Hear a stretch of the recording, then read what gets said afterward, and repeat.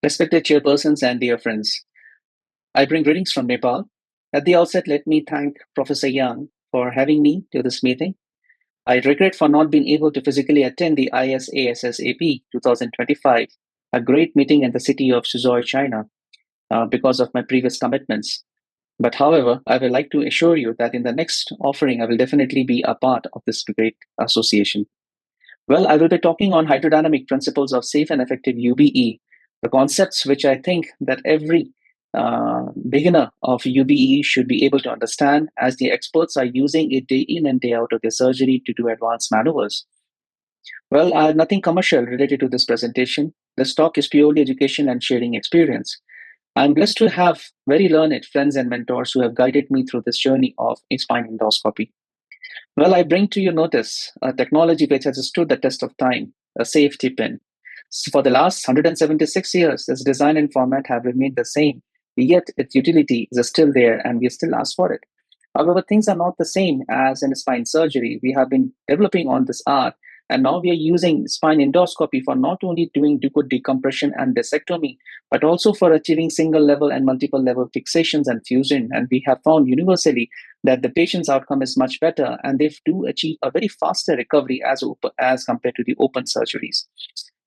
Henceforth, we should understand how this spine endoscopy and definitely this fluid-based technology where we're talking about is all about. So the fluid medium which we're using in UBE is a normal saline at the room temperature, and the pressure we are trying to achieve is achieved by putting this water at a height of 1 arm's length above the operating surgeon head. Optionally, we can even use a pump pressure set at 25 millimeter mercury, but then we can even increase the pressure till 40 millimeter mercury, which the reports have suggested to be safe.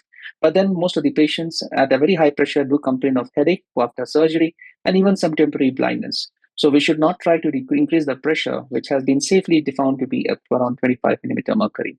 The key to use this water is to have an intact ligamentum flavum because it prevents the transmission of the pressure directly over the dura, which actually transmits the pressure to the intracranial space and henceforth can cause all the subsequent problems. Now, we all know UBE is a biportal technique, so the scope portal provides an ingress for the fluid media, and the working portal provides an egress for the water to come out. And to avoid a severe buildup of pressure, we use semi-tubular retractor system, which does not allow the pressure to go up very high. Now, why do we need the fluid? The fluid is needed to elevate the paraspinal space muscles for working chamber creation. It provides a constant irrigation by creating a clear visualization, improves magnification, and prevents infection. It has a cooling effect as it dissipates the heat generated during the surgery. So a study has shown that if even after 1 minute of surgery, if we are not using a good fluid management, the temperature can rise as high as 42 degrees centigrade. And with a good fluid management, the temperature can be controlled to 24.2 centigrades. Now, besides this, irrigation can actually help you to clear the blood and the fulguration tissues. It provides hemostasis because the epidural venous pressure, when it goes above 15 millimeter mercury, can stop the venous bleeding. It pushes the dura and protects it from the tear. And the foremost use is the use of plasma, RFA, because this plasma is created by the saline environment around the probe's head. And it can achieve a good hemostasis as well as ablation of the tissues.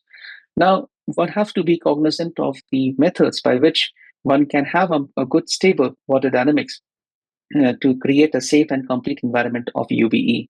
So the first principle in hydrodynamics which we deal with is the Pascal law, which suggests that the pressure is directly proportional to the height of the column one has over the operating field. It is not related to the volume, not related to the size or the shape of the column. So the moment you keep the pressure high by raising the height of the water column, all the pressure is transmitted into the intracranial space through the dura, and henceforth increases the ICP or the intracranial pressure. And mind you, the patient's head is prone, so the eyes are actually at the receiving end. And henceforth, most of the pressure, when it increases, it actually hits on the eye, and the patient can complain of temporary blindness and even permanent blindness in some cases, which has been reported. So this Pascal law is helpful because the hydrostatic pressure which is created, it maintains the space for the work, it maintains the patency of the port side, and of course, by having a precise control over irrigation and suction, one can optimize the surgical environment to enhance the procedural efficiency, and it achieves good hemostasis by application of pressure. There have been a beautiful study by Hong et al., who have studied the distribution of water pressure with various factors from patient as well as surgical instruments. And they have found that with cannula, the pressure inside the cavity can be on the lower side. Similarly, the length of the cannula can have a sort of an inverse relationship. So longer the length of the cannula, the pressure inside the cavity is lesser.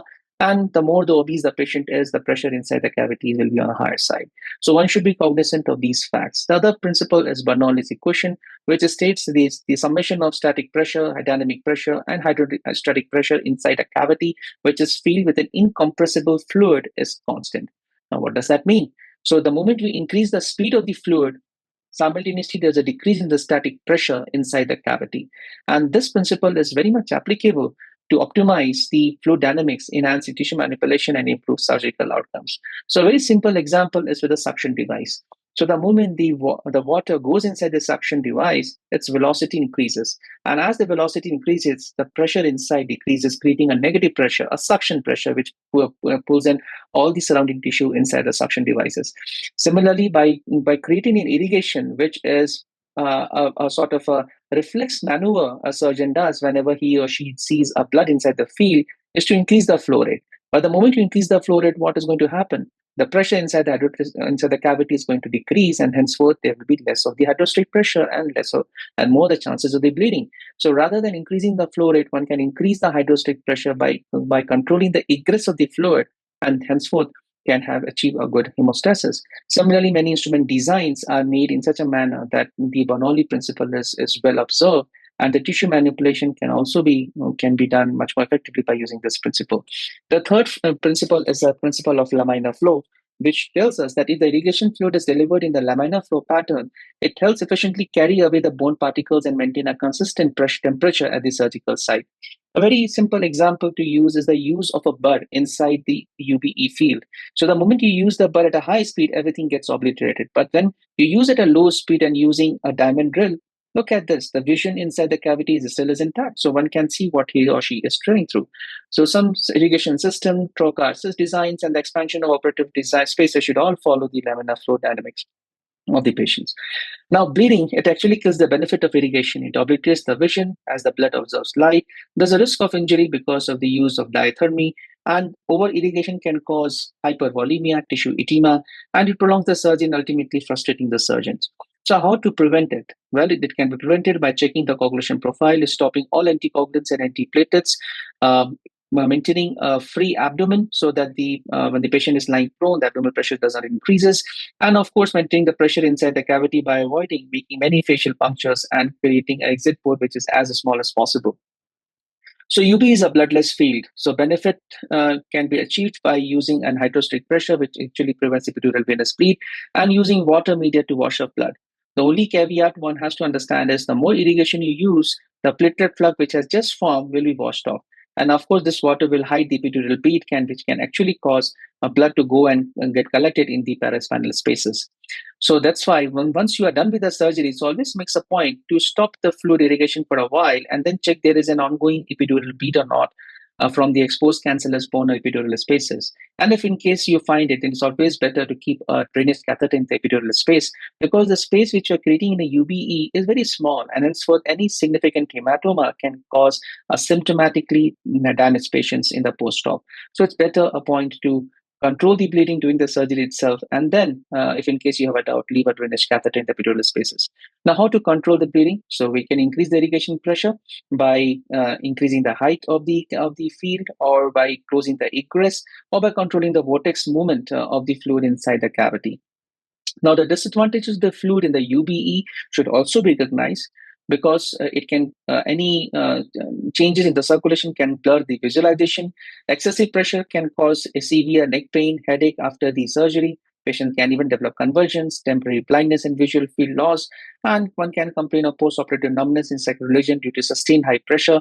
And retroperitoneal collection of fluid have been reported, which has caused pressure over the IVC and poor cardiac filling. This is seen much more in cases of para-UBE, if in case the irrigation fluid has gone into the retroperitoneal spaces, and then it can cause muscle edema, abdominal distension, and discomfort. And post-operative oozing of fluid from the wound site can occur if in case all the water have not been drained out during the closure. This is a very important paper which was published by Go et al. Regarding the hidden blood loss. We all know about the visual blood loss, which we can easily calculate by intraoperative blood loss and the post-op drainage. But hidden something is we can calculate by subtracting the total blood loss from the visible blood loss. And this has been usually been underestimated because we are continuously irrigating the space, so we do not see blood. So we think that there's no blood loss at all. And this blood has actually gone and infiltrated into the soft tissue, and they remain in the dead space of the surgical channel. Now, this paper has calculated that the hidden blood loss can be as high as 77.9% of the total blood loss. So, and then they have also identified that the hidden blood loss is positively associated with operating time and paraspinal muscle thickness.